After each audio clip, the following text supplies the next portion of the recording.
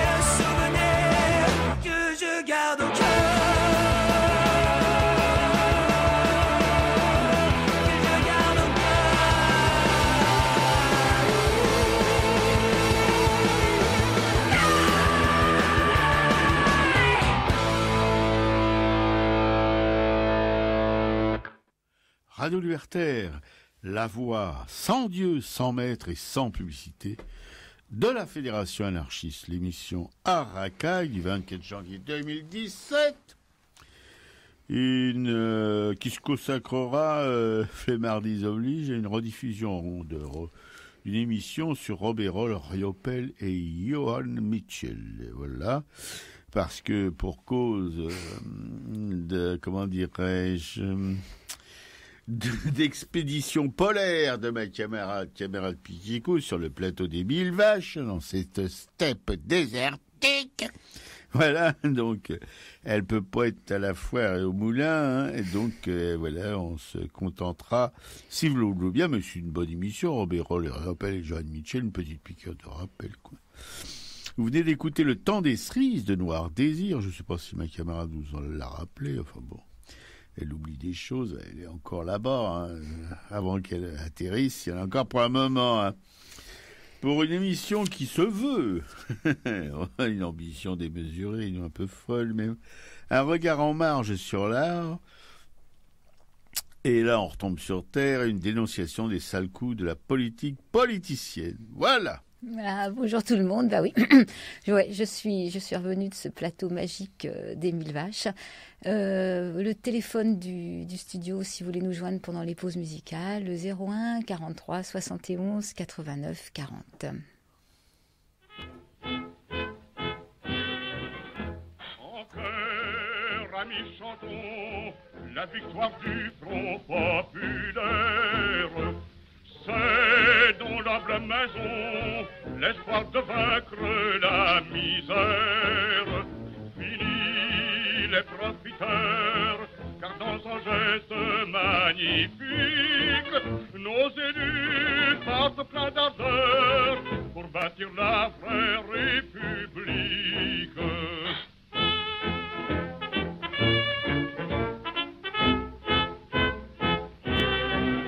La vie chère et presque pas d'ouvrage, des voleurs, des jongleurs de millions. À cela, le peuple a fait barrage en votant pour les hommes du front. Il a compris qu'il fallait que ça change, sans hésiter, il s'est uni. Tant pis pour tout ce que ça dérange, nous leur crions, écoutez bien ceci. En chœur, amis, chantons la victoire du Front populaire. C'est dans notre maison l'espoir de vaincre la misère. Fini les profiteurs, car dans un geste magnifique, nos élus partent plein d'ardeur pour bâtir la vraie République.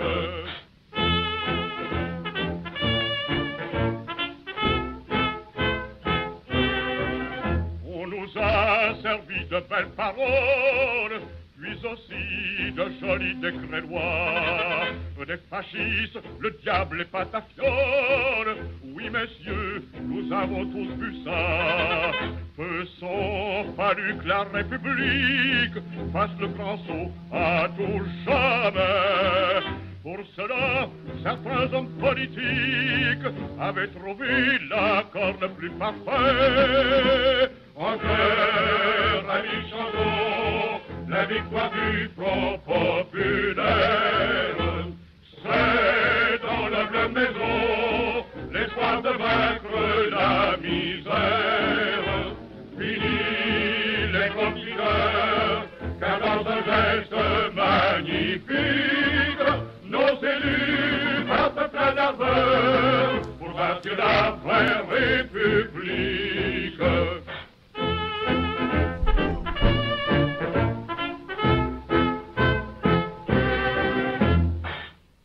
Voilà, c'était la victoire du Front populaire interprétée par Jean Z. Sur Radio Libertaire, la voix de la Fédération anarchiste, sans Dieu, sans maître et sans publicité. L'émission Araka, je vous le rappelle, si vous venez juste de vous réveiller, elle sera consacrée aujourd'hui à une rediffusion d'une émission consacrée à Robert Roll, Riopel et Johan Mitchell. Voilà. Et tout de suite, ma petite citation. Écoutez, mais vraiment écoutez bien, c'est d'une nana géniale qui est morte très jeune, hélas, dans un cran de la mort nazie. Il s'agit, après avoir toujours plié, tout subi, tout encaissé en silence, d'oser enfin se redresser, se tenir debout, prendre la parole à son tour, se sentir des hommes pendant quelques jours. Cette grève en elle-même est en elle-même une joie. Et c'est de qui ? De Simone Veil, 1909-1943, la révolution prolétarienne, le 10 juin 1936. Tu veux en dire un mot ? Non, Simone Veil, c'était la Simone Veil philosophe, un petit bout de bonne femme incroyable, quoi, qui a étudié tout ce qui se passait dans le monde et qui avait une capacité intellectuelle impressionnante, quoi. Voilà, qui est morte donc très jeune. Qui est morte à 34 ans, ouais, très jeune. Bah oui, c'est pour introduire, si vous voulez, un blabla, un de plus, sur une compile de 3 CD. Cette compile de 3 CD magnifique qui parle évidemment du Front populaire, mais sont 16 films dans un coffret DVD qui témoignent de la diversité de la cinématographie initiée par les milieux communistes dans les années 30. Fiction, documentaire, actualité se côtoient autour de La vie est à nous. Œuvre collective dirigée par Jean Renoir. Renoir pour les élections, je veux parler trop vite, législatives de 1936. Dès le milieu des années 30, le PCF et la CGT s'emparent du cinéma, média de masse par excellence. L'afflux d'adhésion du printemps 1936 leur apporte des fonds nouveaux, ainsi qu'un vivier de membres professionnels du cinéma.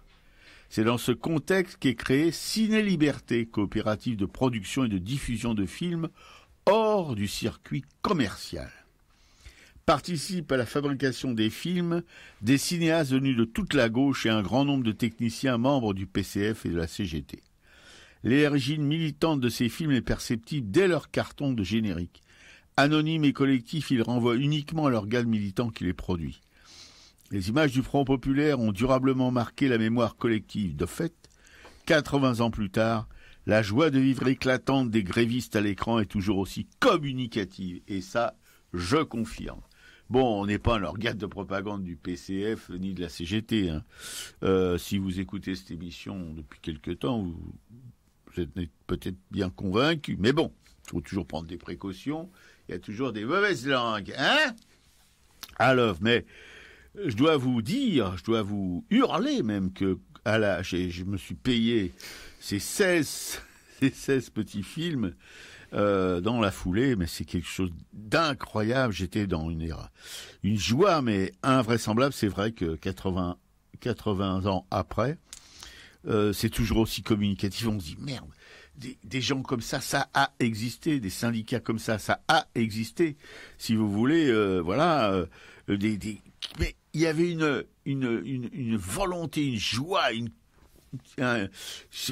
conviction dans tous ces blablas de syndicalistes, de politiques. Je parle pas du Parti socialiste, ni des Croix de Feu évidemment, mais je parle oui du PCF. Oui, voilà, le PCF qui est un parti ouvrier. La CGT a eu jusqu'à 1 million d'adhérents. Je sais pas si vous mesurez le truc, hein. Elle est pas l'autre, celle d'aujourd'hui à côté, hein. Même si Martinez a l'air d'avoir les moustaches qui se mettent en guidon de course, hein, mais non, c'est ridicule aujourd'hui. Vous voyez, il n'y a plus la conviction, il n'y a plus l'allant, il n'y a plus la foi de ces gens de 1936, 37, 38. Vous voyez, c'est ce que vous voyez si vous visionnez ces 16 DVD.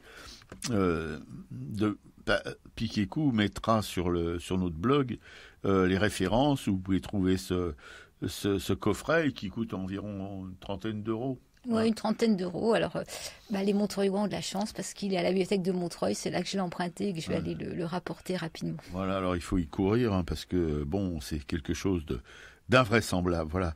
Alors, on voit il y a La vie est à nous, Le temps des cerises. Voilà, il y a après vous avez ça c'est le premier, c'est La vie est à nous, c'est des films de 1935 à 1936.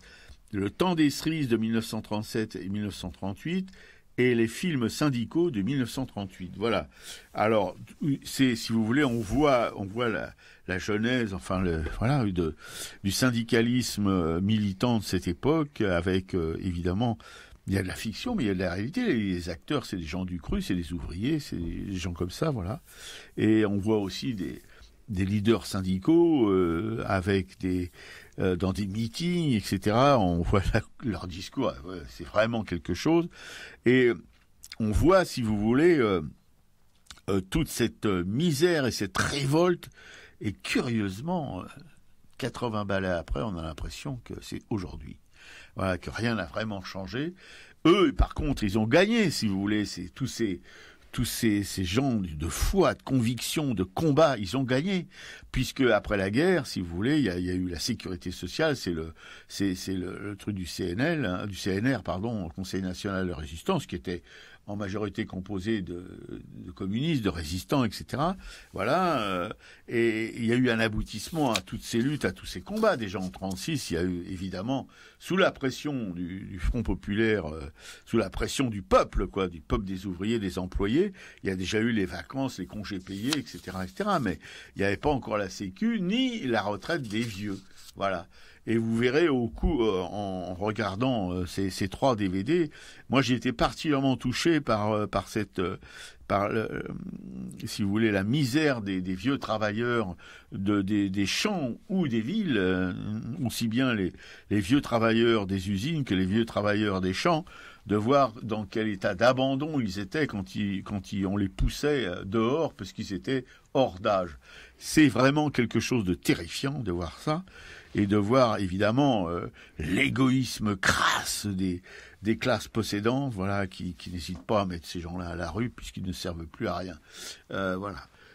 Et puis sans un pélo, sans rien. Hein. Et même il y a un moment, il y a une vieille servante qui est fichue dehors du château des grands bourgeois et employeurs de la région, et elle fait un peu la manche et la Châtelaine, qui est pas une aristo, hein, c'est pire encore que les aristos, qui passe avec sa grosse bagnole et son chauffeur, s'arrête et dit, mais voyons ma chère, vous savez que vous allez nous mettre sur la paille, quelque chose comme quoi, que si vous continuez, voilà, on a des soucis, nous aussi, etc., mais c'était quelque chose, et c'est toujours pareil, hein. C'est toujours la même chose, ça n'a pas changé.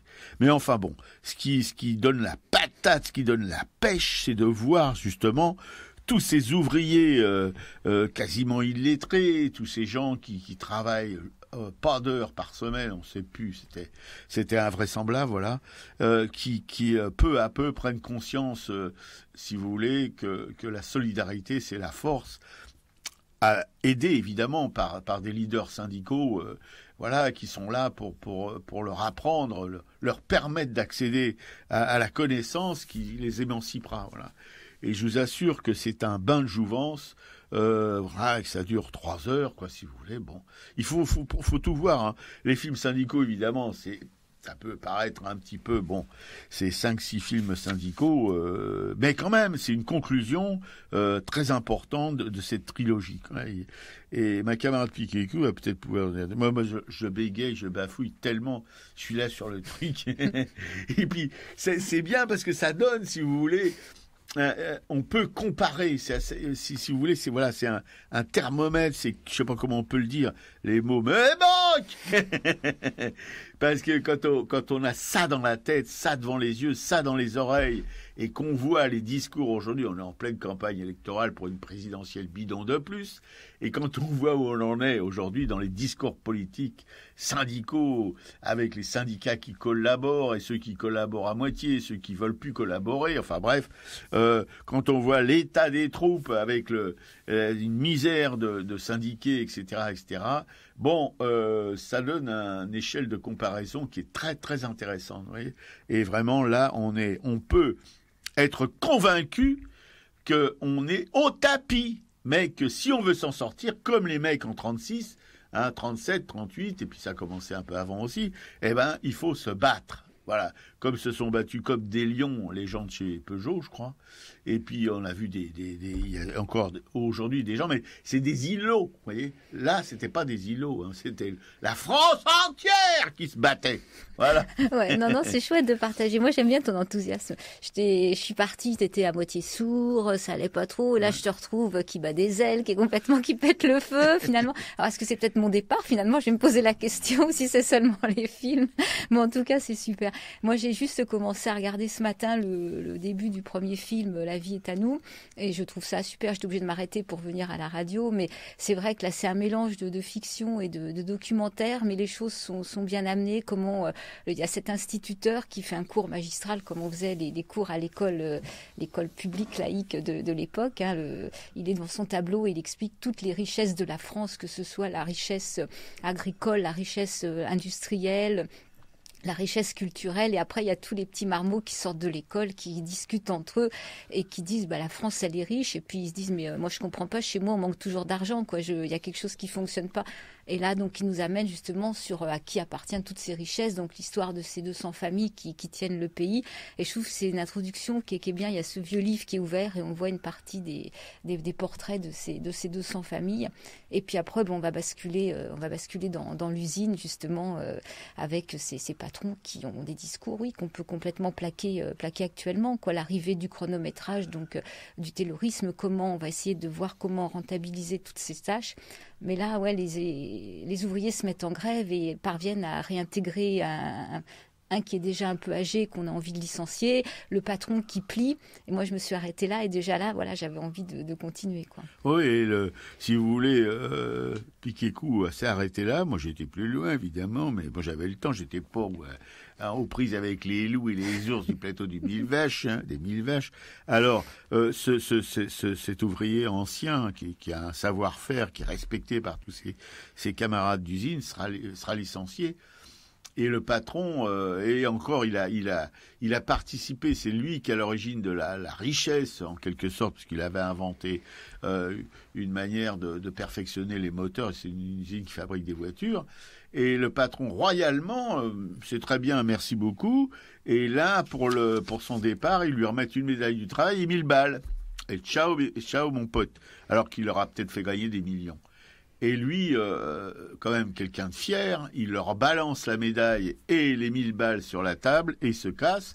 Et le syndicat qui se mobilise pour le faire réintégrer, par contre, lui file, ils ont fait une quête chez ses camarades, ils lui récoltent 30 000 balles, le syndicat, 30 000 balles, les mecs qui sont pauvres et tout, qui ont quelques sous pour finir le mois, et voilà, et ils réussissent à le faire réintégrer. Mais il faut voir la bagarre, voilà, tout ça, si vous voulez, ça... Alors bon, je rappellerai que la France est encore plus riche aujourd'hui qu'à cette époque-là. On est plus riche, mais on a 10 millions de Français qui vivent en dessous du seuil de pauvreté, ou à la limite. On a 30 000 enfants qui dorment dans la rue. Bref, je ne vais pas vous faire le déroulé de tout ça. On vous en parle assez régulièrement ici. Mais si vous voulez, en face de ces patrons prédateurs, de ces banquiers prédateurs, de cette finance prédatrice, eh bien, il n'y a rien. Vous voyez, tous les gens qui sont normalement en charge de défendre le monde ouvrier, le monde des employés, etc., c'est-à-dire les syndicats, parce que les partis politiques, on n'en parle même pas, eh bien, à part la CGT et FO qui se remuent un peu le cul, tant pis, j'oublie pas la CNT, évidemment. Si la CNT était plus importante, ça pourrait peut-être bouger un peu plus. Je pense qu'on arrivera à ce que la CGT faisait. On voilà, aurait cette dynamique et cette force, quoi. Tout à fait, parce que là, on discutait pas. C'était clair, le discours était clair. On veut ça, on veut ça, on veut ça. Vous le refusez, paf, la grève. Et si vous voulez, la CGT était capable, c'est une grève qui a duré presque 1 an, de filer 3 millions de l'époque, ce qui représenterait aujourd'hui je ne sais pas combien, pour soutenir les grévistes. Vous voyez, pour leur filer à bouffer, etc., les soigner et tout. Voilà, c'était simplement sur les cotisations syndicales. Ils n'étaient pas aidés par l'État, etc., comme maintenant. Non, ils étaient complètement autonomes. Bon, voilà, j'arrêterai là parce que bon, c'est pas la peine de vous saouler, mais je vous assure que il faut absolument casser la tire-loche et puis vous achetez ce coffret DVD. Il y en a un moins cher, il y en a 2. Oui, non, parce que ça existe en version Blu-ray ou version DVD. Voilà. C'est entre 20 et 30 euros, je crois. Voilà, mais ça. sinon, on peut effectivement l'emprunter à Montreuil et puis si à la Bibliothèque de Paris de faire la demande. Je pense que c'est important que des coffrets comme ça soient accessibles à tous dans des lieux, dans des lieux publics. Donc, il ne faut pas hésiter à faire des demandes aux bibliothèques. Voilà. Parce que je vous rappelle encore une fois, je redonne décidément, que il faut le regarder. Il faut absolument que vous voyiez ce que c'était et ce que c'est. Vous puissiez comparer et vous dire qu'est-ce qui cloche là-dedans. Ouais, parce qu'on sait très bien que la CGT, moi j'ai quand même ce souvenir des grandes grèves contre la réforme des retraites où on bloquait les raffineries, où on pensait quand même que ça allait basculer, que Sarkozy allait lâcher l'affaire et qu'au dernier moment la CGT a tout stoppé. Il y avait des caisses de grève importantes et voilà, Thibault a dû recevoir un coup de fil de Sarko, bon t'arrêtes tes conneries et puis ça s'est arrêté. Enfin, et ça a été une déception immense parce que vraiment là on touchait presque au bout quand même, quoi. Et quand on sait que Bernard Thibault participait au dîner du siècle, ces réunions de tous ces puissants à l'hôtel Crillon, on comprend. Voilà, délégué, un secrétaire général de la société participait au dîner du siècle. Mais on rêve là. Je vous assure que les mecs de 36, s'ils l'avaient eu sous la main, le mec il se faisait scalper. Voilà. Alors moi, une citation, elle est de Philippe Pascot, elle est extraite d'un livre qui s'appelle Pilleurs d'État, dont je vais vous parler sur mon presse-papier. En politique, on abuse souvent du terme servir. On dit servir son pays, servir la nation, mais quelques-uns apprennent plutôt à se servir. Et la politique de la main tendue prônée par certains élus n'est souvent redirigée que vers leur poche. Voilà, c'est ce que va démontrer dans son bouquin Philippe Pascot, qui a écrit un livre donc, qui s'appelle Pilleurs d'État. Alors Philippe Pascot s'y connaît en politique parce qu'il a été dans ce milieu-là. Il a été maire adjoint d'Évry, donc auprès de Manuel Valls. Il a été ancien conseiller régional. Il a été président de la commission formation professionnelle et d'apprentissage de l'Île-de-France. Donc il a 25 ans de politique derrière lui. Donc il sait tout à fait de quoi il parle. Il avait fait un premier bouquin qui s'appelait Délit d'élus, où là il pointait 400 politiques aux prises avec la justice. 400 politiques. Voilà, D'accord. donc ce bouquin, moi, je veux quand même rendre un petit clin d'œil à ma copine, à ma petite Clo, c'est elle qui m'en a parlé. Oh non, mais Claude, ça suffit. Hein. Voilà, quand elle nous parle pas d'arbres, maintenant elle nous fait les presse-papiers, c'est quand même assez top finalement. On va pouvoir se mettre en pré-retraite. Bah oui, tout à fait. Donc voilà, donc c'est grâce à elle que je peux faire un peu ce presse-papier. Donc voilà ce que Philippe Pascot raconte en gros dans son bouquin. Alors, il pointe le fait que la France est le pays qui a le plus d'élus. On est un pays qui a plus de 600 000 élus, ce qui fait que si on le rapporte au nombre d'électeurs, on a un élu pour 48 électeurs. Et donc, 38 000 de ces élus sont dans l'intercommunalité. Et il parle aussi qu'on a réduit les régions. On avait 22 régions. On a voulu faire des économies. Donc, de 22, on est passé à 13 régions. Et en fait, ce qu'on s'aperçoit, c'est que le nombre d'élus, lui, est resté inchangé. Donc, en fait, on se demande où sont vraiment ces économies, si ce n'est sur du petit personnel. Et que cette loi sur le nombre d'élus inchangé, elle a été votée discrètement à 2 heures du matin. Donc, effectivement, il y aura probablement des économies de personnel, de fonctionnement. Mais en ce qui concerne les élus, on ne touchera pas à leurs chauffeurs, à leurs bureaux et à leurs indemnités. Bah oui.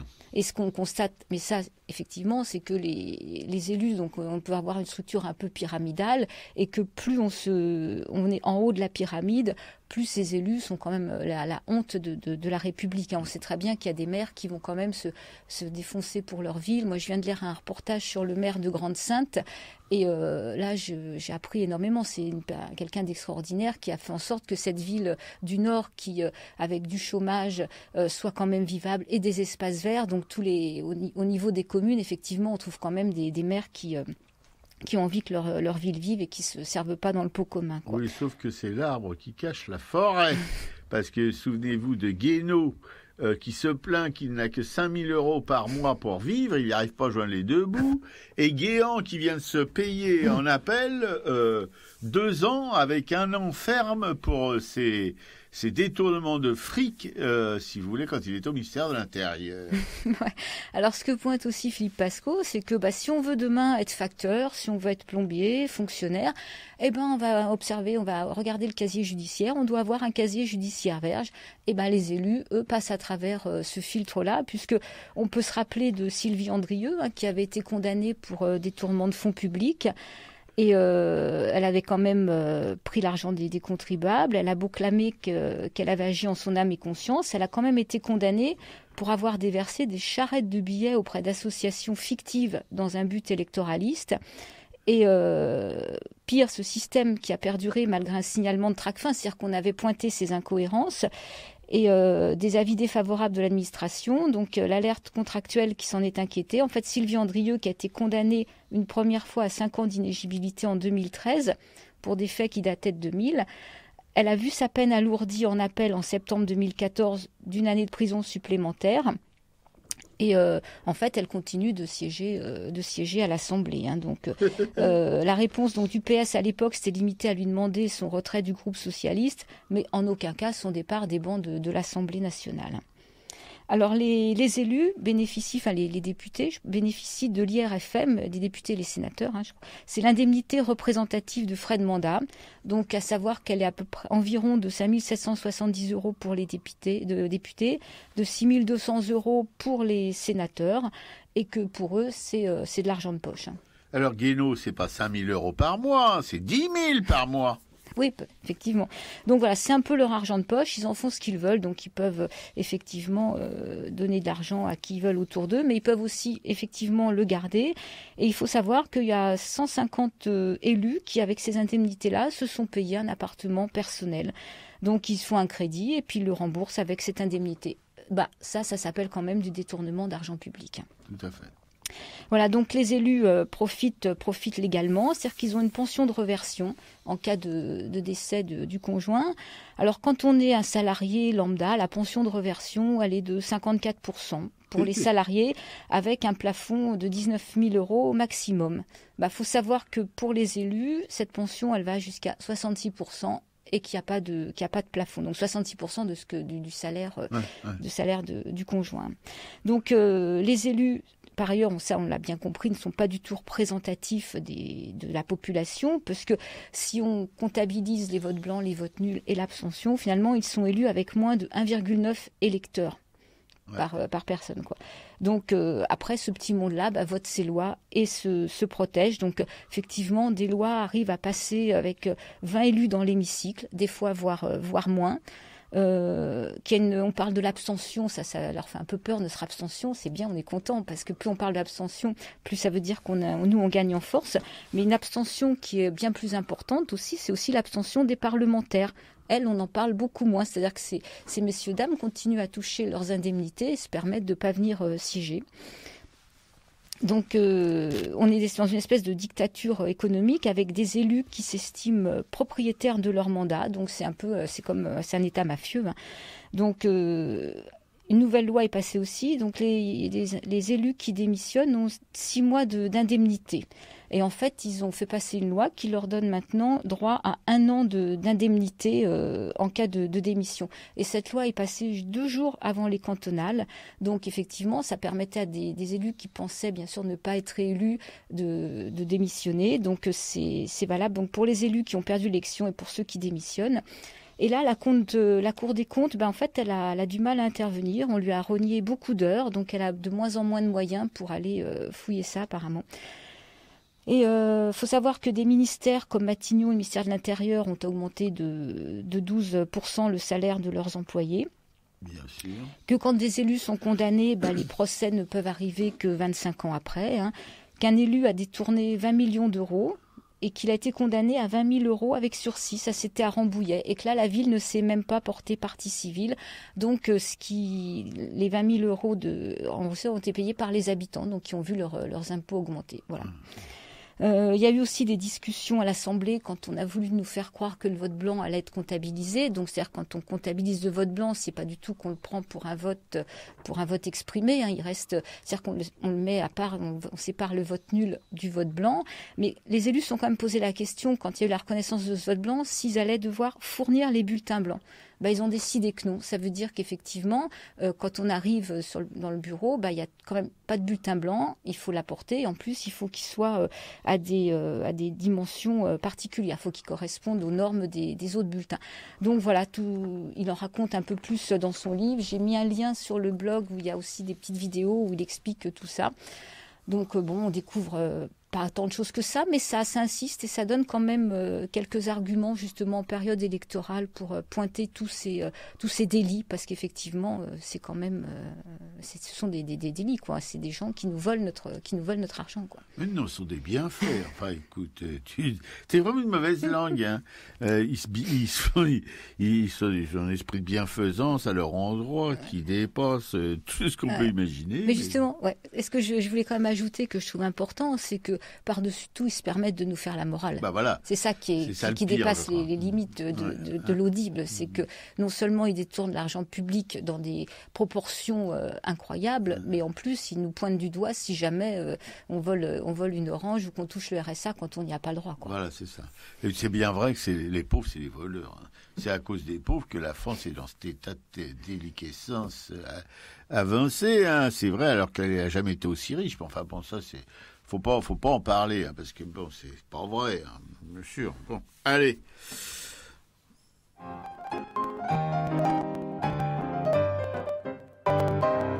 Mon cher député, votre siège, vous l'avez gagné à une voix de majorité. Or, cette fois, c'était la mienne. J'ai voté le dernier à 19h59. Et des poussières, c'est pas du bluff, il y a des témoins qui s'en souviennent. Dans vos réunions, sur vos affiches, à la télé, vous avez dit et répété que vous feriez tout pour nous plaire. C'est donc sans vergogne, cher ami, que je vous écris pour ces 3 ou 4 petits riens que voici.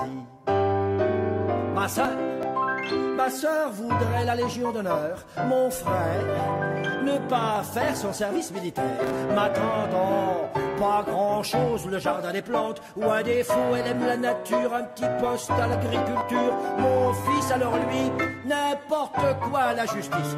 Mon père, pareil, mais aux affaires étrangères. Et moi, j'ai pas d'ambition. Chargé de mission, ça m'irait. Mais attention, hein, sans précision. Monsieur est député grâce à moi. Pas de nouvelles depuis des mois. Mais qu'est-ce qui se passe donc? Je m'interroge, je m'étonne. Seriez-vous un menteur, un ingrat, un arriviste sans foi ni loi? Vous n'êtes pas là, jamais là, quand je téléphone. Alors je vous écris de rechef, pour vous rappeler que c'est moi. Bref, pour vous rafraîchir un tant soit peu la mémoire. Je suis patient et j'ai mes limites. Ce que j'ai demandé, je le mérite. Alors faites vite, hein, et sans histoire. Ma sœur, ben oui, elle voudrait la Légion d'honneur, c'est son droit. Mon frère ne pas faire son service militaire, quoi de plus simple? Ma tante, une misère, le jardin des plantes. Ou un défaut, elle aime la nature, un petit poste à l'agriculture. Je me répète, évidemment, c'est vous qui m'y forcez. Mon fils, à la justice. Mon père, pareil, mais aux affaires étrangères. Et moi, ben moi, j'ai réfléchi. L'immobilier me tente assez. Je voudrais des crédits et puis du terrain, enfin, 3 fois rien. Bougre de salaud. Ah, si j'avais su ça plus tôt, j'aurais voté pour Silano, ouais, le radical de gauche. Je me vengerai aux élections prochaines, mais t'auras profité de l'aubaine suffisamment pour ne plus jamais chercher d'embauche. Je me suis renseigné, t'as placé tout ton monde voyou dans le fromage, t'as fait ton trou, 10 trous, 20 trous, un vrai gruyère. Oh, mais ça ne restera pas là. J'ameuterai la presse contre toi, je dirai tout à la France entière. Sa sœur, ouais, sa sœur à la Légion d'honneur telle que son frère, alors lui, il fait pas son service militaire, non, sa tante dirige le jardin des plantes, son cousin Arthur, ancien pédicure, dit son mot à l'agriculture, son fils, c'est le comble, a un bureau à la justice, son père un gâteux, a le sien aux affaires étrangères, y a qu'une chose à faire, si vous ne voulez plus voir ça, la prochaine fois qu'on vous demandera de refaire les parlementaires, je serai candidat. Votez pour moi. Mon cher député, interprété par Christian Kamerlingh, et c'est une chanson de De Broca. Oui, une petite précision, on s'est trompé tout à l'heure quand on a parlé de Simone Veil, la philosophe. Elle n'est pas morte en déportation, elle avait été exilée à Londres et elle est tombée malade et elle a refusé de se nourrir. Voilà, c'est ça. Non, je suis désolé, c'est moi qui ai commis cette faute impardonnable. Mais moi, quand il y a des gens qui ont un nom à consonance de confession juive, qui ont disparu pendant la guerre, bon, je fais vite, je fais des raccourcis des fois un petit peu curieux. Bon, désolé.